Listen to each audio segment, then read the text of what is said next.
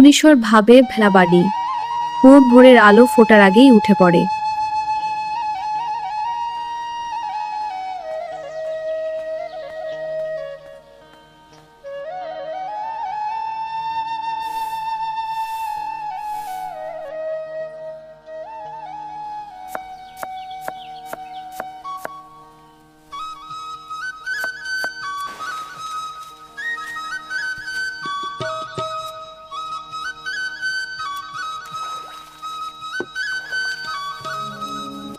বৌদি, তুমি ক্লান্ত না?